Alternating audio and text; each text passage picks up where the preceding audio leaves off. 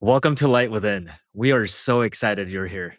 But before we dive in, we'd love to ask you for a quick favor. We're a brand new podcast, and your hitting subscribe would mean the world to us. So please take a moment to hit subscribe, like, comments, and help our team bring this amazing content to you every single week. Thank you. And now back to the episode. Ritu, welcome to Light Within. Thank you so much for having me. It's a pleasure to be here. Thank you so much for being here. The topic of belonging is so dear to us because, as many people may know, we're immigrants from Korea. And actually, for most of our lives, we've been really ashamed of our heritage. We didn't want to be Asian. We tried to fit in. We were ashamed. We didn't like who we were.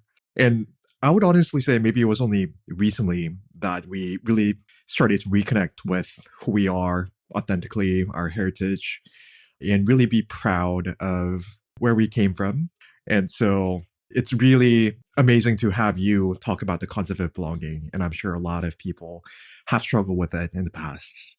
We'd love to start off by hearing from you.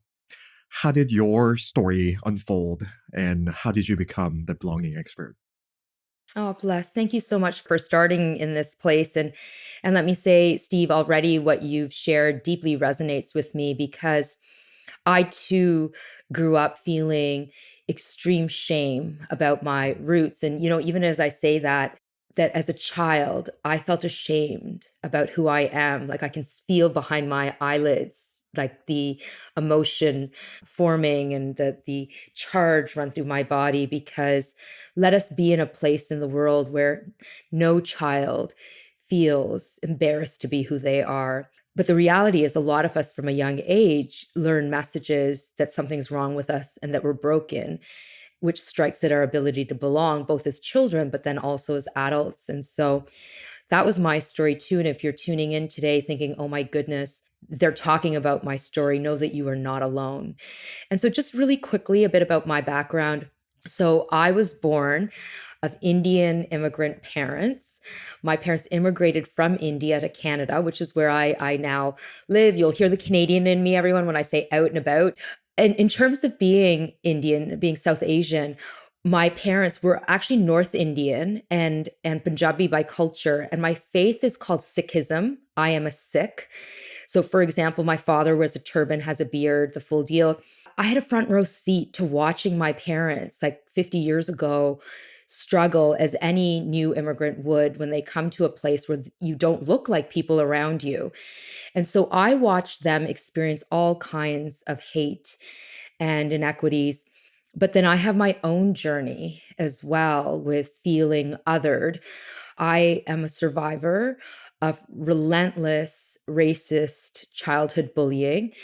It actually was intersectional, like it was a combination of being racist and sexist, and also we were very working class. And when I was around the age of 11, my parents moved us to a really affluent, predominantly white neighborhood, massive financial stretch for them to do that. But they did it deliberately so that as young brown children born of immigrants, we'd have access to better education and social networks that they didn't have access to.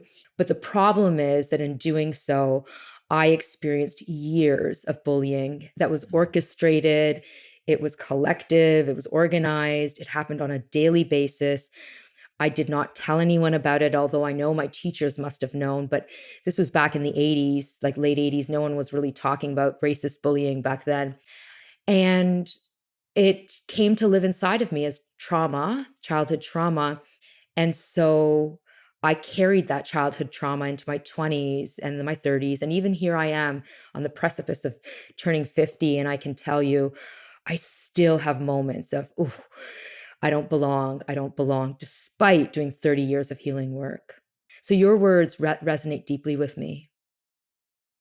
I can only imagine how hard and difficult that must have been, especially a while ago when it was just ruthless back then, right? There was not much awareness, not much conversations going on. And it's really amazing that you got stronger from that and are now empowering others to make sense of themselves and empower themselves. So thank you for your work. Oh, Yeah. bless. I also want to say thank you for sharing because I've also had a very similar experience. Growing up, went to a public elementary and middle school. a lot of bullying, which I actually minimized for the longest time. I said maybe it's not that bad or Yeah. it doesn't really affect me until more recently, in therapy, I'm realizing just how much it's actually affected me. And now I'm doing the healing work to heal through all of that past trauma that you're talking about. So, to hear that you've been working through that for 30 years and seeing all the, benefits of that is really inspiring. Oh, thank you for saying that to the both of you. Let me add a few things. So, I hosted Dr. Gabor Mate on a webinar a while back. As you may know, Dr. Mate is world renowned for his work in trauma.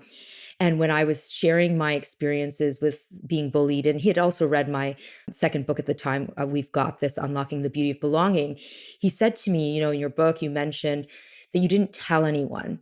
He highlighted for me that the trauma was not only in the experiences of being bullied and the woundedness that came to live inside of me, but the fact that I didn't talk about it Mm, and I didn't share it and I didn't name it. And the reason I didn't goes back to what you were saying earlier, Steve, about shame. I was ashamed of it. mm, And yet, as you mentioned, Daniel, in doing the work to heal, yes, it has taken decades and it will take decades more because I believe that healing is a lifelong process. In this lifetime and in lifetimes to come, I will continue to heal. But I will say this, and this is why Dr. Mate's words so resonated with me so deeply. The more I talk about my experiences, the more I name the shame I used to hold and I continue to hold, the more I do my work and rely on community to help me through this experience, the better and better I'm feeling. And let me just say this because you're catching me in a moment in my life, which is actually really pivotal. And like for those of you who follow, like you lean into cosmic moments. Like I think turning 50 is cosmic. Like for me, it is a huge life moment. I'm a Leo. Leos love their birthdays. I will be having a massive birthday party. It'll be amazing. Anywho, but spiritually, I feel like this is a really big moment in my life. And it's causing me to look back on what have I learned over the last few decades in particular, and look forward because I'm like, holy mother bleep, the runway is closing.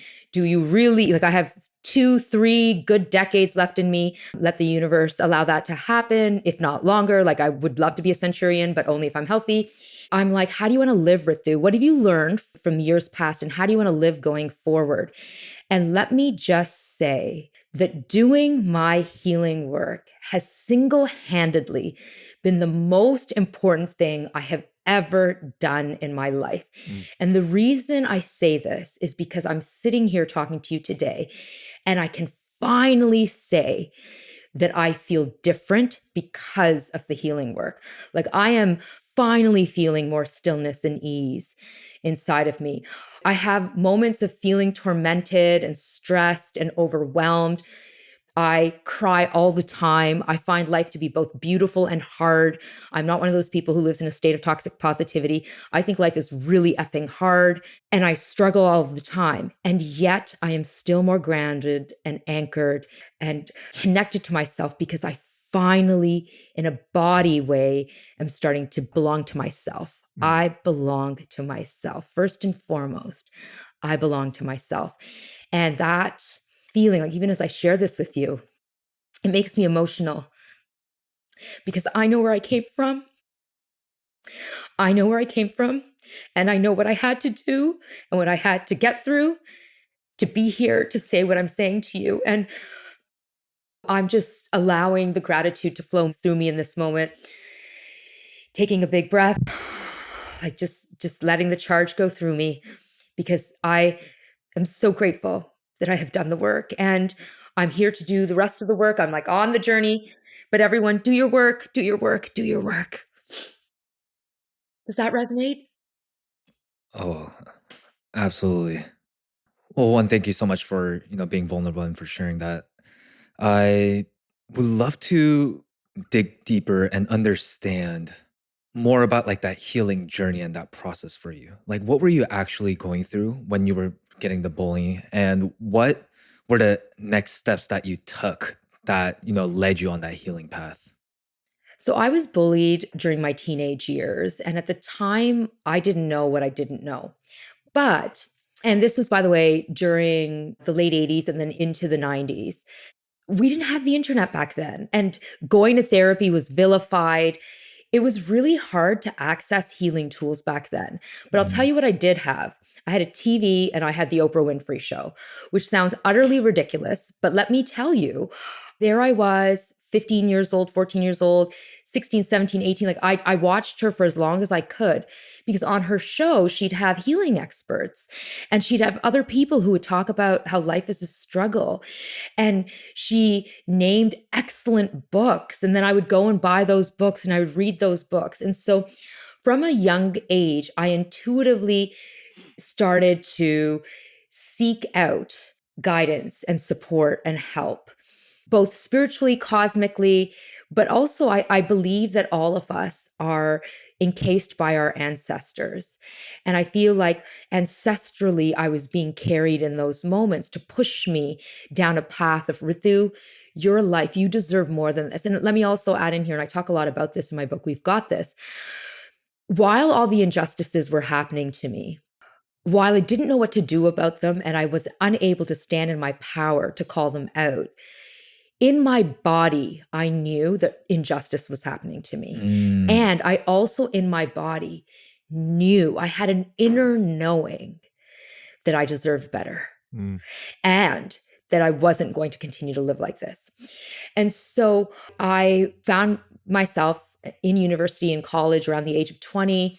I wanted to be a lawyer. I did eventually go to law school, but there was so much pressure on me at the time because I'm in school, I'm trying to get into law school. I have immigrant parents who I don't want to disappoint. All of what they did to come to Canada, all that they gave up, all that they were enduring so that we could have a better life. I felt the pressure of, I need to make something out of myself so that I can make you proud and make all Mm. of these sacrifices that you engaged in worth it. And it was a lot of pressure for me at 20. And I remember being on campus. And again, like this is like, we're talking mid 90s. Like no one is going to therapy. And or if they're going to therapy, they are not talking about it. And I saw a poster on like, like on one of those tree trunks about free counseling services in the student center. And I was like, oh my goodness, I saw the word free. I'm a child of immigrants. I love free.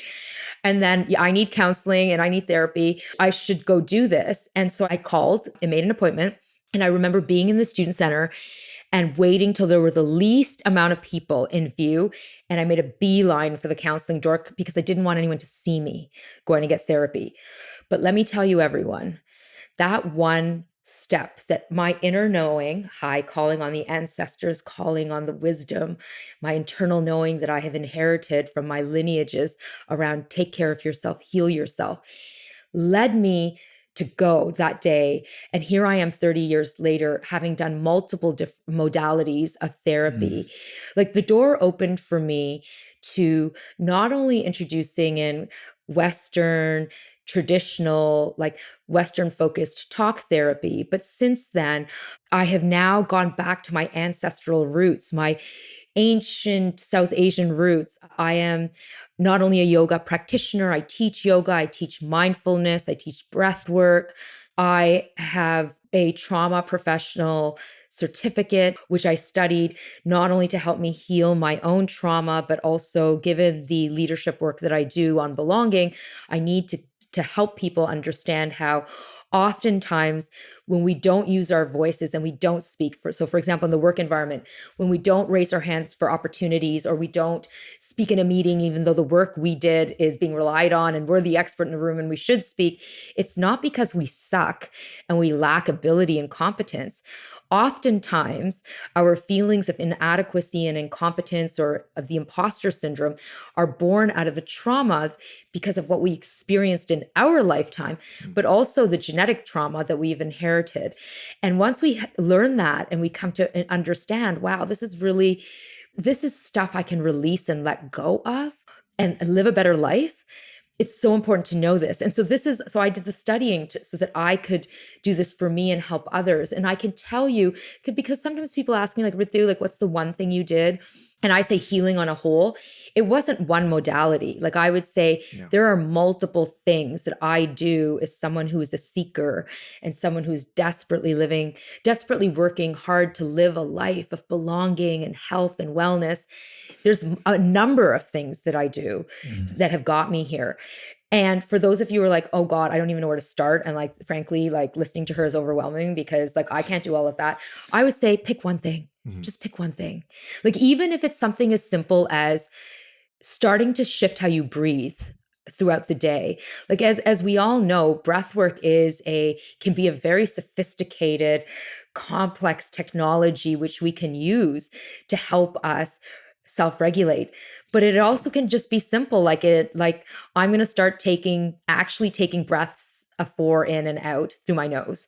And now I'm going to push it to in for 6, out for 6. And actually now I'm going to focus really on elongating my exhalation. So for counts of 10, and then I'm at 12, and then I'm at 20. And so even something simple as just changing how you breathe can be game changing. The point is pick something and then do it. Yeah, one thing I would love to dig into is you mentioned tapping into your ancestral wisdom, which led you to the therapy sessions, to the counseling. Could you share more about what exactly that is? Is that similar to intuition? Or, yeah, what is that? I love that you're asking this. And so let me share a few example moments for me that I think will help highlight this and illustrate this. So let's remember that I grew up feeling extremely embarrassed about my Indianness. So, like in my faith, you're not supposed to cut your hair, you're supposed to wear it long, either covered by a head covering, a turban, a scarf, or not. I had really long hair in grade 9, 10 in high school. And I basically pushed my parents, forced them to let me cut my hair. I wanted nothing to do with like I anglicized my name. I even tried to change it to like a white person name in high school. The things that I did to say I'm not brown, I'm not brown. I'm in my 20s. I'm working in corporate law. And so I'm working at one of the big fancy skyscrapers, and I'm at a law firm, and I'm a lawyer, and I'm having excruciating back pain. And by this point in time, I was already doing talk therapy. And I mean, I would do healing retreats. I was reading a lot of books still. I was journaling. I'm taking hot baths. I'm going for massages. And by the way, I'm not hating on these tools. I still do them. I'm here for them. I think they're extremely important. And remember, it takes a multidisciplinary approach to heal. But they weren't really getting to the root of what I needed. And so I was having excruciating back pain. And so I go to see my chiro, and what he said to me is, Ritu, you have, are you ready for this, everyone? You have weak core muscles. Got to strengthen your core. I recommend you do Pilates or yoga. And so this is now like, I'd say really in the early 2000s. So like 25 years ago. And I'm like, well, I should do Pilates. No, I don't think I'm going to do that. And I'm like, well, brown people invented yoga, so I might as well just do it. How hard can it be? Let me try. And then I find myself in a yoga class. And like, this is when yoga was first like taking off in the business world and in mainstream and whatever. And I'm in a yoga class. I'm the only person of color in the class. It's filled with white people, white appearing people. And I'm like, I am being schooled, and not that yoga is a competition, but I don't even know what I'm doing. And just because it's in my bloodline does not mean I'm going to be good at it. But I started doing it, and I did it more and more. And I started to understand why it was so powerful. And I started studying it. And then I eventually went to India, and I took time off from work and completed my first yoga teacher's training certificate. In that moment, I could have done Pilates, but I went, no, I'm going to go to where my people are. And let me also say, many times after that moment, I have had moments where I have said to myself, what do I know to be true in my lineage? Like, what do I know? So let me give you another example. For those of you who are listening, where your parents come from a land, or your ancestors, a land far away, and you know, the first time you go as an adult to the homeland, the ancestral homeland, and you have these moments. I had these moments, like being in India in my 20s and 30s, and I certainly have them now still, where it's almost mystic. It's like, I've been here before. Or there's just this feeling of like, I know I don't live here, and I wasn't born here. And I'm definitely not saying that I am from here, like is in the same as being born and raised, but it feels like home for me. And that feeling of belonging and that homeness is our understanding of our connection to lineage and to our ancestors.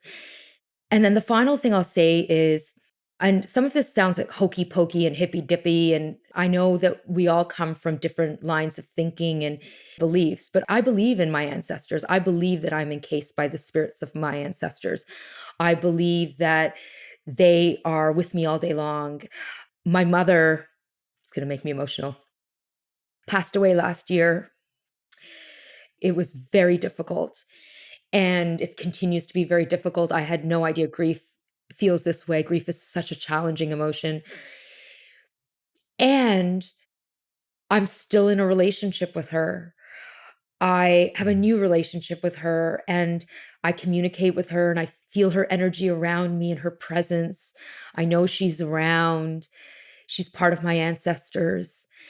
And so, this inner knowing that I have better been able to access through experiences like breath work and mindfulness practices and relying on spirituality to guide me and using plant medicine to help me better access communicating with my ancestors. And so, if this is the type of path or the type of connection that you also believe you may hold within you and that you value and you feel drawn to it, I would say lean into it, nurture it, pay attention to it.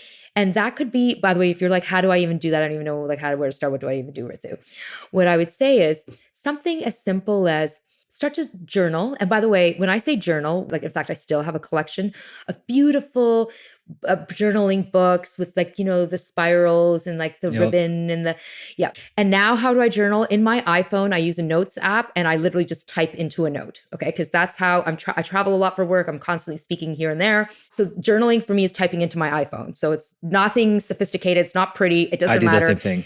Okay, then you got it. Like it Yeah. works. It works. Right. So just start taking note. Just literally put your phone, type out some notes. Like you had a thought and you're like, wow, that thought domino effect cascaded into me thinking this. Or you've lost a beloved, they've transitioned and you're like, am I hearing messages? Am I like, I don't know. Are they around me? Just start tuning in and then writing down things that you're observing. And what you'll start to notice is that there are patterns. There are patterns. And being in nature, like nature can tell us so much. One of the most beautiful, important things about being in nature, why it's so important is, well, we're animals and we need to be more in nature than in concrete. But being in nature literally calms our nervous systems down. It helps us to feel more grounded, rooted. We're breathing in more oxygen. And what it does is it stills the mind so that the noise starts to quiet. And that's when we can feel the sensations in our bodies and we can access our inner knowing. And then we can feel the messages or the downloads start. I call them downloads. My sister calls them downloads. I got that from her. The downloads start. And when we're like, the first download, I've like downloaded a message, like, who is that message from? And we're like weirded by it. Like years later, you'll be like, oh my God, I'm having mystical conversations with like many mystical beings in my life from past, present, future, all together. It's so beautiful.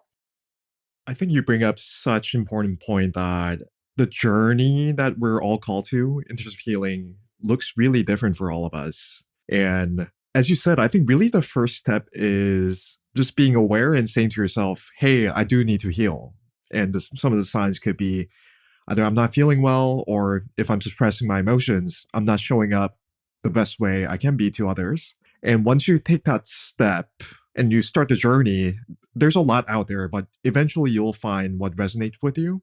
And really, you're starting on this lifelong journey. 100%, Yeah. 100%. So let me throw out some things to consider, everyone. We will know we're out of alignment or that we are struggling with our well-being because things will happen like we have trouble sleeping at night. So we have sleep issues. Our skin will tell us Like I often will say, I know I'm in a bad place because my skin talks to me. Like, as in, like I actually literally will feel like my skin's inflamed or irritated, or you'll get blemishes or eczema or whatever, like skin inflammation. You'll have digestive issue problems. You'll feel heightened anxiety and stress and tension. You'll notice you're more irritable. You'll notice you're taking more shallow breaths. Like the body is always talking to us. Our bodies are constantly signaling, I'm not well. So, for example, when I found myself in my late 20s with screaming back pain, at that point, like my back body, like the third chakra, my third chakra, second, third chakra area was screaming at me. And the third chakra, as we know the Manipura, how we feel about ourselves. I felt awful about who I was at the time. I was in the thick of conforming and masking and changing who I am in my big fancy lawyer job in order to get ahead. I was so lost. If you had said to me at 30, Ritu, who are you? I would have been like, I'm sorry, which Ritu are you talking about? Because I have so many personas. I have work Ritu, and then I have Friday night party girl Ritu, and then I have good Indian daughter Ritu, and then I have the, oh, please date me and make me your bride Ritu. And like I had so many different Ritus because I was so lost. And my mind, of course, didn't hear it, but my body was clocking it. And finally it screamed. It was like, you can't sit, you can't walk, you're in that much pain, do something. So our bodies, everyone, like even just start paying attention to where your pain is showing up. Like, how is it manifesting? And starting to pay attention to that can help. Yeah, I think that connection between mind and body is, for a lot of people, almost like foreign, or it can't be true. Like, they seem like pretty separate things, but I truly learned it the hard way last year. I had uncontrollable itching that got worse over time. I was put on a bunch of medication and then ended up going to the ER. I actually had to move out of my place because I thought everything from home was triggering this itching. Even at that moment, I couldn't have believed this was due to mental related issues. I was on this journey of trying everything. First thing that helped was acupuncture that looked at my body holistically, and then EMDR, and then really digging into relationship issues and past traumas. And with every session, just the itching started disappearing. And now I formed just like a daily practice of listening to my body, because it's really trying to communicate something with you, because your mind is shutting your own mind off. It's manifesting in your body. And now your job is to actually listen to that. Maybe if there's one thing that people can walk away is start paying attention to changes in your body, because it could be Yeah. manifesting as something. It could start as a skin rash. It could start as tight muscles, which I've had tight muscles that will never go away, no matter how much massages I did, until I worked on my mental health, and now it just went away as well. And what if it turns into cancer? What if it turns into something more serious? So you have like literally put your finger on something that I think is so critical. And thank you for sharing your journey with your skin. Like it must have, you must have had right. Like when I was saying, like your skin talks, your skin will tell you. And I talk about this and We've Got This. I, for decades, had digestive issues, like in my digestion for decades. I was the girl who always had in her purse probiotics, digestive enzymes, Pepto-Bismol, activated charcoal, because I try to take a natural path with caring for my stomach. And I thought it was like the food I was eating and the amount I was poked and prodded. Like then we thought maybe I have celiac, and then I did a bunch of celiac testing, including finally doing a genetic test and it being like, no, you can't have celiac. And then it was like, okay, Ritu, you have IBS. And the thing is, by the time I was diagnosed with IBS, I had already studied a lot of yoga. I was studying trauma. I was doing a bunch of healing work where I'm like, this is a gut brain disconnect. And this is actually about emotional trauma. And hi, everyone. There are no coincidences in the universe. I said I had excruciating back pain in my late 20s, early 30s. That's back body. That's third chakra, second chakra. Third chakra in particular is also where our digestive system is. So back body, front body, in pain. And I did some really deep healing work in my late 30s, early 40s. And I would say I'm going to knock on some wood right now and putting it out into the universe. No thanks, no thanks. And gratitude. I don't have digestive problems anymore. I don't have digestive problems. I believe I have healed my digestive problems. Now I still carry all the pills because I'm like, never want to be without it because I know what it's like. But if you had said to me in my 20s or 30s, Ritu, one day, all of these stomach things that you have happening, you're not going to have the problems anymore. I would have said to you, no, I can't believe it because I've just become so used to it. But now I'm telling you, I was able to heal the pain I was carrying in that region of my body. Now, everyone, I'm starting to work on a new region. I have respiratory problems in that I'm allergic to everything. Seasonal allergies, I have environmental allergies, whatever. But I also believe, so let's now talk about the chakras in this region. This is a throat chakra, the speaking our truth, and it's also about breath. And so I am now at the beginning of exploring because I've gone to the ENT, I've gone to the respirologist, I've gone to the allergist, we've tried everything medically and nothing is working. So I'm like, okay, this is my next journey is to start to explore what's happening here and let me see if I can clear the trauma that I'm carrying in this area. So I hope in listening, everyone joining, that Steve shared his story. I'm sharing my story, skin, digestion. I hope the bells are going off for you or a flag is going off for you to start to explore this, not just as this is just something that is happening versus gee, I wonder what's actually happening within me. A question on this. How can people know if it is truly from trauma or if it's just physical? Because obviously we don't want to get to a point where, it gets to the excruciating back pain or the uncontrollable itching.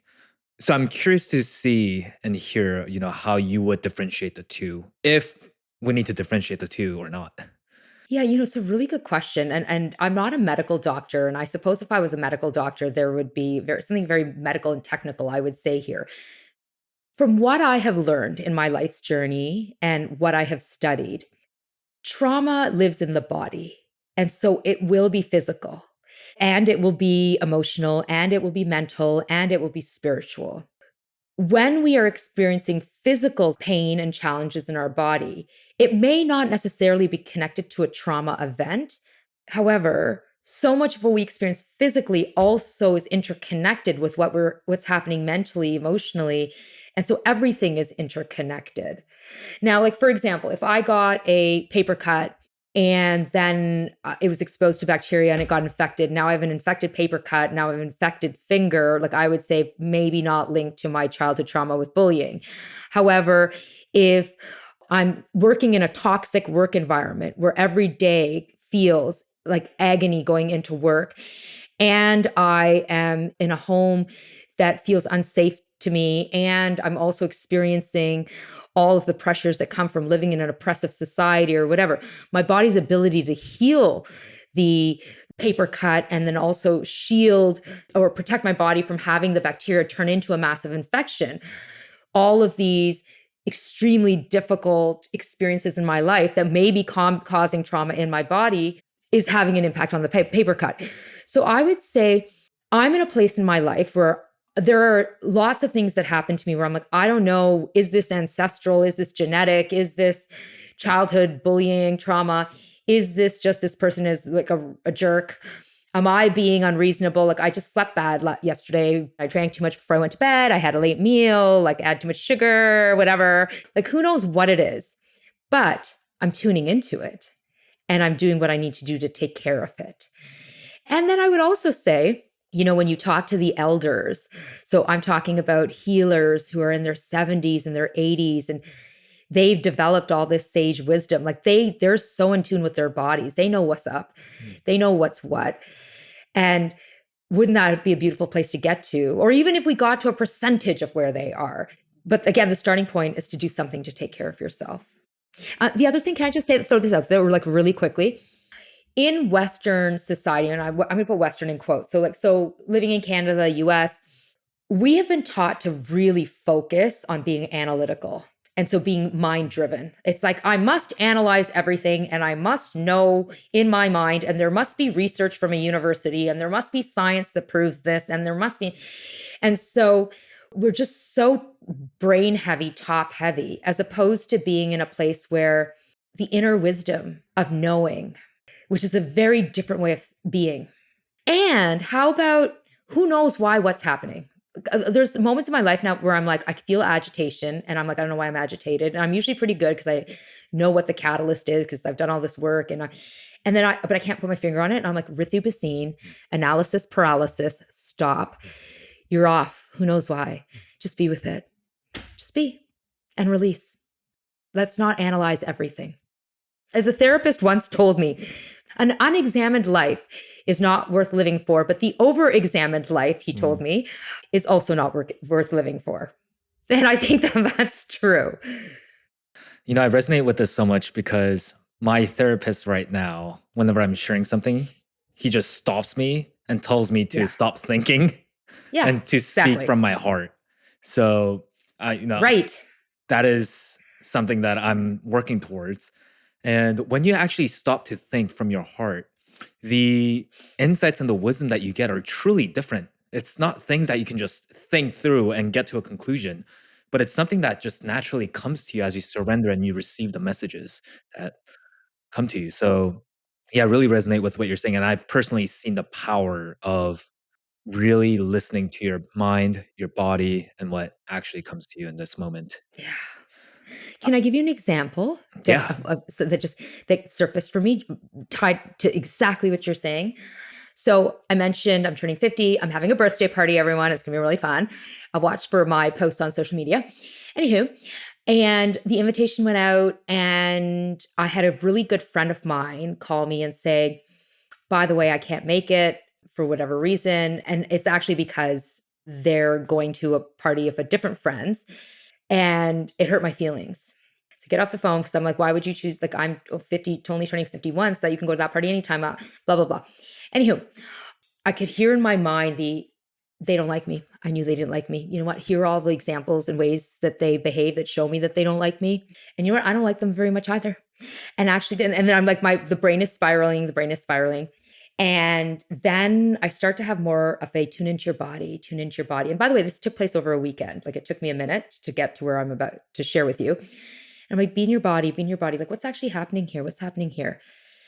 And I started to clock in my body, like that feeling of rejection and isolation and the childhood trauma of no one is going to come to your party because you're a loser. No one actually likes you. And so those feelings, and they're in my body, and I'm starting to feel the pain in my body. And then I sit with it and I be with it. And I'm like, okay, just take your time with it. Wouldn't you know it?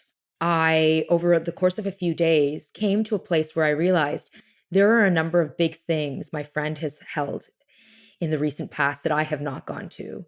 And actually, they've never expressed to me upset about it.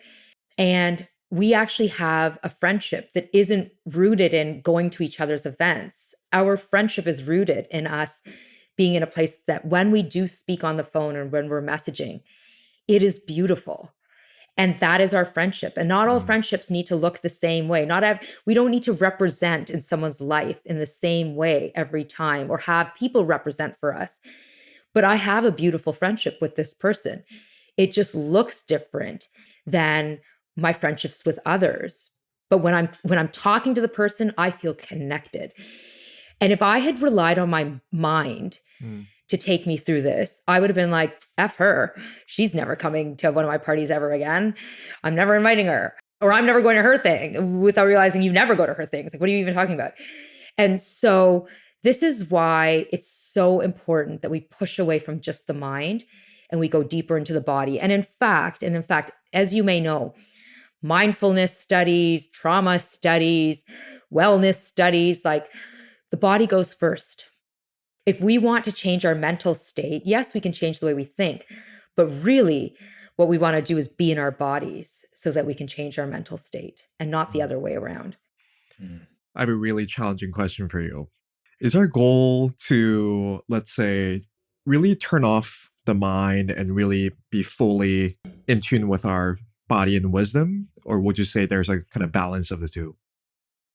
That's a great question. And, I think, again, if you were to ask like a swami or a guru or a monk, perhaps their answer would be different.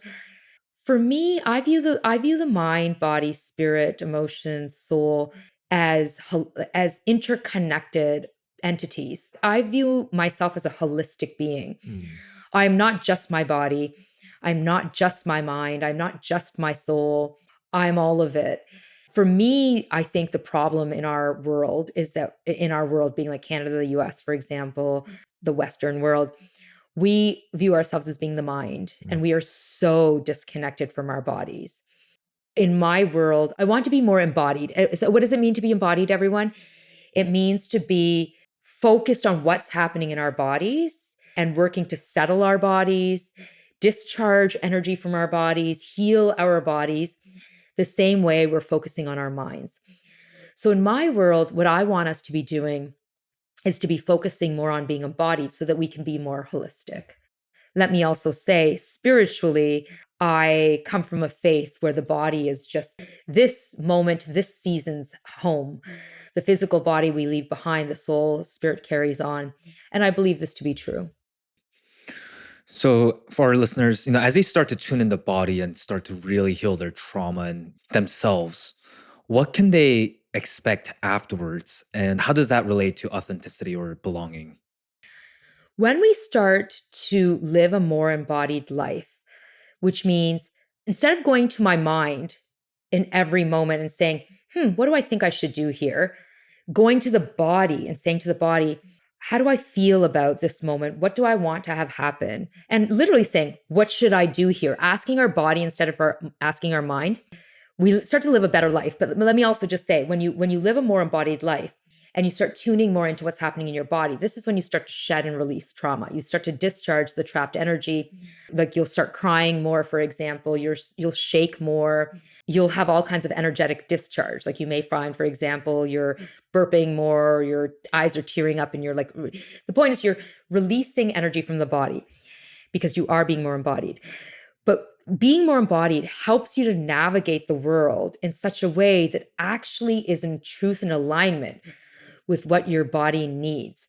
And so, an example, this past weekend, I was invited to two parties on a Saturday night. They were both birthday parties.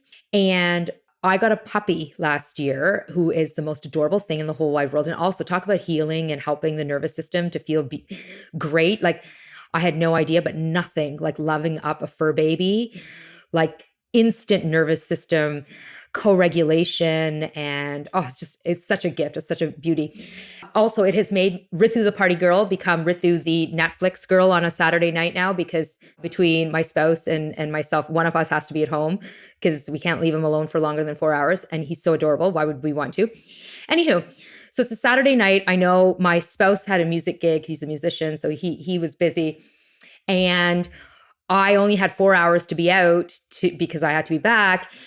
And I had these two parties to go to, and I wanted to go to both, but then I didn't want to go to either. And I'm like, I don't know what I want to do. And then I was having FOMO, and then I'm like, it's going to be unrealistic for me to go to both. But then I feel bad, and who am I going to disappoint? And like I'm in my head going back and forth, and then I went, stop it. Go into your body. What is your body telling you?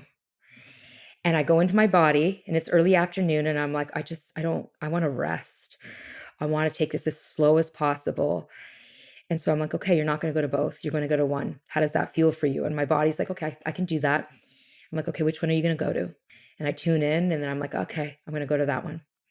I went for 2 hours. I came back. This is what it looks like to get out of our heads and start to be in our bodies. Like, for example, you're invited to a friend's place for dinner, and you're just having this feeling of, I don't want to go, I don't want to go. But your mind's like, no, you must go because she's so important, or they're so important, whatever. And then it's the going to my body and saying, why am I feeling like this? Like, what's happening in me? I'm exhausted. I'm depleted. There are people there who I don't want to be around.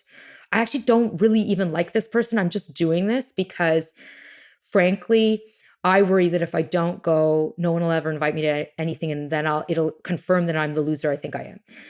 So our body will tell us. Everything is within. But we can't. The problem is we're so in our heads. After today, I'm going to invite you to go into your bodies. And what does it look like to go into your body? I mentioned earlier, just doing simple inhalations, exhalations through the nose. As we build our breathwork practices or mindfulness practices, it gets more sophisticated. But even starting there And then saying to yourself, like, close your eyes. I'm picturing myself walking into that party, and then I'm on the dance floor, or I'm in the kitchen hanging out with the people. How is that feeling for me? Oh, I'm feeling excited, or I'm feeling like, ugh, I don't want to do that. You have your answer. Like, the body will tell you. So as you tune into your body, you start to understand what really aligns with you, which helps you become more and more authentic to your true self. Exactly. Beautifully put. You nailed it. And for those who might worry that, hey, if I follow my body first, does it mean I'm being selfish and I'm not showing up as my best self? So, it's so interesting because I often look at this through a gender lens, that when we as women put our own needs before the needs of others, children, other dependents, and anyone really, our spouses or families, it's viewed as being selfish. And then I also think about some of the group focused cultures from around the world that we come from, like South Asian culture for sure, group focused, Korean culture, group focused, the be in service of the community and the family before your own needs. When we are not our best, when we are struggling, when we are suffering, we cannot give to others. In fact, we only end up hurting others because we are hurting ourselves. And as we know, hurt people hurt people. And so the greatest gift you can give yourself is the gift of healing so that you can give your best to others. I don't believe this to be selfish. And in fact, I think not healing ends up hurting others more. So it serves you and it serves others to do your healing work. And by the way, a lot of what I'm talking about is, I call it core wisdom. So when we've got this, my book on belonging, I talk about how all of us has core wisdom. Core wisdom is the inner knowing that causes us to say in any situation, okay, this is what my mind's saying, but this is what my body is saying. And what am I feeling in my body? And what do I need to do to calm my nervous system? Because I'm feeling really nervous right now going into this meeting with my boss, and it's going to be big. Let me start my breath work. I'm just going to constantly remind myself I'm there for myself. And I'm just going to put my hand on my elbow, and I'm just going to rub my elbow to constantly remind myself I've got this. And I'm just calming my nervous system. And in my head, I have a mantra going or an affirmation going. It's our core wisdom that enables us to be more in tune with the mind and body and do what we need to do to regulate ourselves so that we're less hurtful in the words we use. We're better able to regulate our emotions and not basically dump on someone and put them down or hurt their feelings, or we engage in less biased behavior. We're less likely to behave in ways that are inequitable. And so when we tune into our core wisdom and we grow our core wisdom, that's not selfish. That is a human need.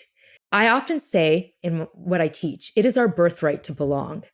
Every single person on this planet has the birthright to belong. In order to belong, to claim belonging for yourself, to stand in your power and claim belonging for yourself, you must develop your core wisdom. That you cannot belong to yourself without core wisdom. That being embodied and knowing how to manage the mind. That's not selfish. It's just your birthright to belong. Can you talk to us about the journey of getting to that belonging, that sense of belonging after you continuously start tapping into that core of wisdom? Do you mean like how do you know? Once you start to tap into your core wisdom, Mm-hmm. how do you start to belong in places that you may not have normally belonged in before? I got you. Let me give you yet another example from my life. It's like, honestly, everyone, my life is filled with examples for you because I'm constantly exploring this. I went to a dinner. I think at the dinner, it would have been maybe a year ago. It was a while ago.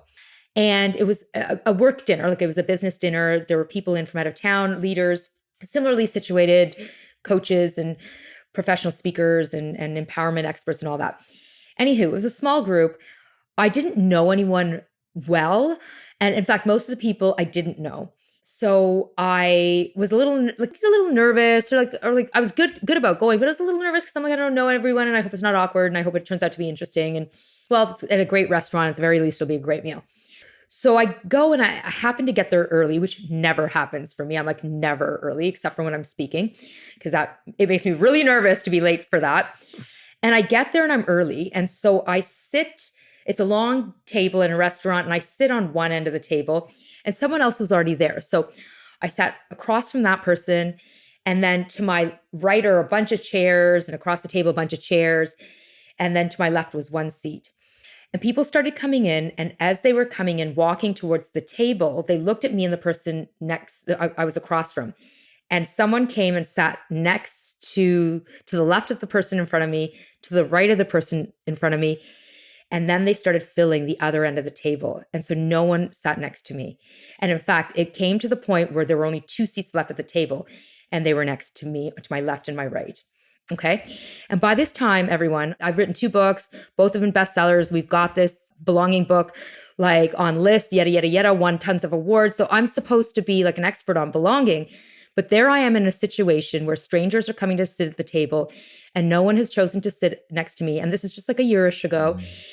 A finger is literally poking into my childhood bullying, you don't belong wound. And someone is going like this into the wound. And they're just like, and let me tell you, it was one of those moments where I was being tested. And it was like, okay, Ritu, like what's happening? And so it was a core wisdom moment. So I could hear the voices in my head, both the devil and the angel being like, it's okay, you've got this. And the devil being like, see no one, like, see no one.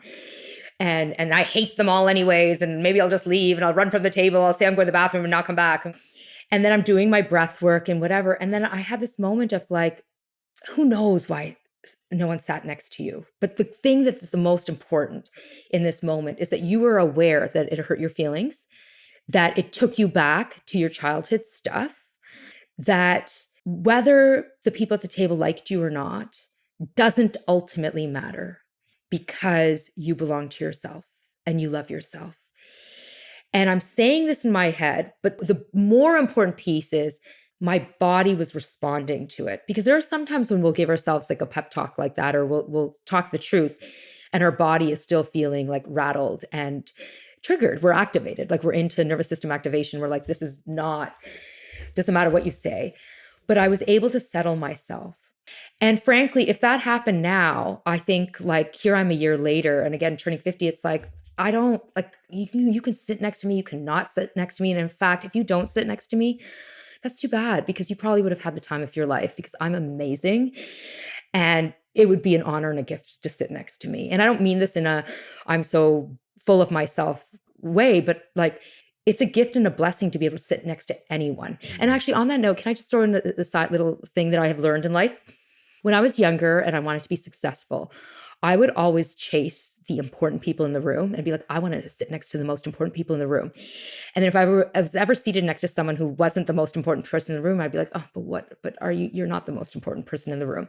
What I have now learned is that some of the most beautiful life moments and lessons and experiences I have had are with people where I probably wouldn't have chosen to sit next to them, or I was placed next to them. We never know where our life lessons are going to come from. We never know who our angels are. We never know what the universe has in store for us as it relates to being taught. And I would say every moment is a gift. Every moment, every experience, every interaction. The more we live with that mindset, the healthier we will feel, because we will experience gratitude for what is actually happening and see the beauty and gift in the moment versus chasing the gift and constantly chasing and longing for it. Yeah. You know what's so interesting is when I asked the question about belonging, I was actually thinking about belonging in a community with others. But your answer was all about, hey, I belong to myself. I'm so sure about who I am that I know I belong here with me. And that's a different type of confidence and self love that only comes when you do the inner healing work. Yeah. Do you know what I love about what you have just shared, Daniel, is that, again, put your finger on it.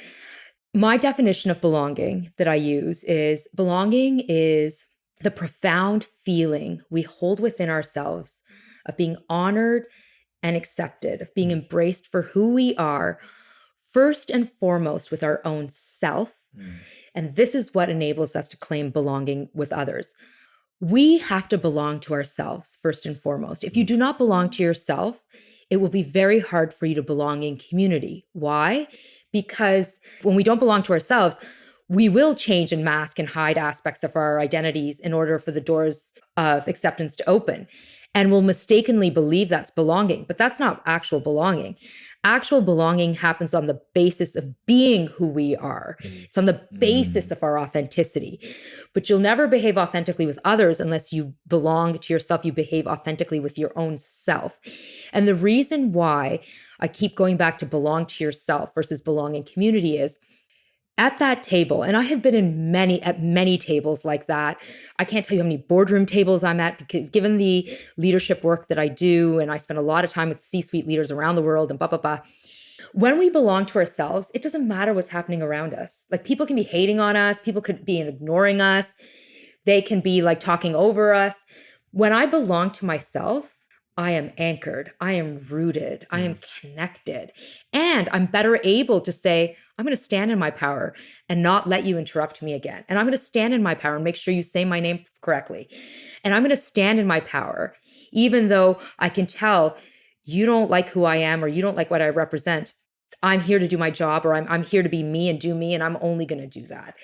So I love that you clocked that. And I hope for you, all of you today and tuning in, you can now see that in order to belong in community, you have to belong to yourself first, which is why doing your self-work matters so much. How can people build up the courage to belong to themselves when they're in environments where it may be difficult to do so? Yeah, it's a really good question, and I get asked this all the time. And frankly, like, let's remember, I started as a young woman of color in her 20s, working as a lawyer in corporate skyscrapers, where I was like, there was no one like me there, very few, and. So I deeply struggled with that. I have found that what can be really powerful is for you to actively seek out your people, whether that's in the workplace, in your family, like maybe not your immediate family or extended family. Find your people, make friends in the broader community. I call these cloud relationships. And what I mean by cloud relationships is, because I travel a lot for work and fun, I often look out the window on a plane and I see these poofy clouds. And I'm like, wouldn't it be great to just like fall into a cloud and be carried by a cloud? And it just looks like it'd be like the ultimate in support. And so cloud relationships are those relationships where we can just fall into the person and be who we are and feel carried and feel safe and protected. Find your clouds. So when you don't feel like you experience belonging in groups of a lot of people, find your one or two clouds. And or maybe, for example, I know that it's easy to say to someone, oh, you hate your job and you hate the toxic environment, just quit.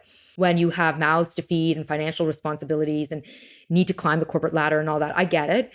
So if you're like, I can't find clouds at work, I really actually hate it, then double, triple down with clouds in your personal life, or vice versa. Because you can belong to yourself, and in fact, I'm telling you, make sure you belong to yourself. However, we also want to belong in community. But community doesn't have to be 400 people or 4,000 or 400 million people. Community could be like one person here and one person there and one person there. We know from longitudinal studies on happiness, joy in life, that it's the quality of our relationships that matter most in giving us a healthy life and joy. However, they said the quality of our relationships, not quantity. We don't need a shit ton of friends. We need a few really, really, really good quality, deep relationships. That's what matters. And what can you do to create an environment where others feel belong, whether at work or in your family? I love that question too. Thank you so much for asking it, Steve.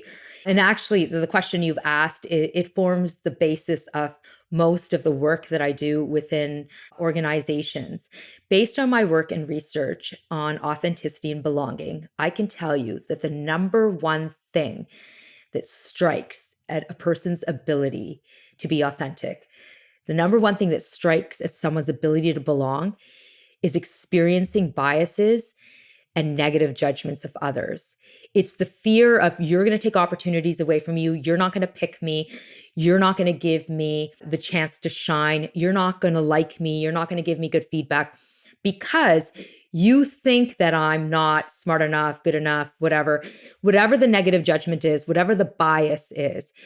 And so one of the most important things that we can do when it comes to creating experiences of belonging for others is to interrupt our negative judgments and biases, our judgments that we hold about others. But in order to do that work, if I was in a corporate setting, I would break it down through like a neuroscience lens of what do you do in your brain and how do you change the way you speak and think and all of that. But let me put this through a well-being, wellness lens, a light within lens. If we don't belong to ourselves, we're going to struggle to help others experience belonging too. And what do I mean by that? Everyone needs to do their healing work. When we have woundedness within, it causes us to hate on ourselves. And when we hate on ourselves, we hate on others. In fact, it's one of probably the most profound findings that I have reached through the work that I do. The reason why we hate on others is because we hate ourselves. But the reason we hate ourselves is because others hated on us. And so it's this loop of hate. And so when we love ourselves and when we belong to ourselves and when we have done our healing work and we continue to do it because it's a lifelong journey, we're healthier. So we're less likely to want to tear others down and rip at others and make others the focal point for why we lack joy in our life. When we're doing our healing work and we feel healthier about who we are and we feel more balanced and more resilient, we don't go at others. And in fact, we see others for who they are. We see their light within them. We see the woundedness within them. And we honor that woundedness and we give grace to that woundedness and we give empathy to that woundedness. And by the way, the only reason we can do this to them is because we're doing it with ourselves. So how we treat ourselves is how we treat others. Wow. And so, yes, interrupt your negative judgments and biases and all that, but really do your healing work. It's almost like there's a greater wisdom among the universe in that once you do the work and you learn how to take care of yourself, how to be more compassionate to yourself, that just comes out to others because you understand what they're going through. Once you make yourself belong, you know how to make others belong. Exactly. Yeah. You got it. Well, we have our usual last question that we usually ask to our guests. Okay. If you could give one advice to our listeners to help them find their light and transform their lives, what would that be? Oh, wow. Do you want me to give you something like micro, like practical tool, or do you want it to be inspirational? Oh, it's whatever comes to your heart. To offer the light that you carry within you to others, the starting point is for you to actually find the light within. Now, all of what I have talked about today is about doing our healing work so that we can find and access that light within. But here's something I have learned along my way and that I deeply struggled with. Remember earlier when I was saying, if you had asked me around the age of 30, Ritu, who are you? I would have been like, which Ritu am I today? Like which persona, which situation, which Ritu am I going to pull out? I got to the point in my life, and this was the case in my early 30s, where I was so used to conforming and masking who I am. I actually didn't know who I was anymore. Like I didn't know who I was. And so when it comes to finding the light within, our light is tied, it's entwined with our authentic self. Because when we are living out our authenticity, this is the truest, most beautiful, purest form of our essence coming out. And so your light within is your authentic self, because it's when we are our authentic self that we are most able to shine. So the final thing I would say is do the work of deeply understanding who are you as an authentic self, like who is your authentic being, your authentic soul, and feed that in order to release the light within for yourself and for others. Wow, that was so beautiful and something that is truly inspiring and moving. And I'm sure so many people have been inspired just by listening to that message. So thank you. Thank you. Thank you to the both of you for inviting me to be part of this beautiful conversation. Thank you to everyone who's joined us today. I'm so grateful, truly. And Ritu, I think this conversation was really special for us because of the authenticity and the vulnerability that you showed up with. You are here as your true self. You are unhindering when it came to sharing your stories and failures and challenges. And, even as a belonging coach, you struggled with belonging, even in your later years, and you weren't I still afraid to do, share still that. do. That's so powerful for you to share that because it makes all of us feel accepted for all of our faults and shortcomings, but we're all human and we're all growing. So we really appreciate your being here. Thank you. Thank you so much. And Ritu, where can people find your work? Oh, bless. So I'm in all of the places online you'd expect. I'm on LinkedIn, TikTok, Instagram. You can go to my empowerment site, rithubasin.com. If you're looking at what can I do in a workplace context, you can go to my consulting firm site, basinconsulting.com. I love hearing from people. So message me, write to me, follow me, connect in with me. Oh, and the last thing I'll mention is both my books, The Authenticity Principle and We've Got This, are available online at all the major retailers. Have a read and let me know what you think. Make sure to put that in the show notes. Thank you. Well, thank you so much for being here again. And thank you for sharing all of your wisdom. We can't wait to share this with everyone. Thank you, Ritu. Bless everyone. Thank you.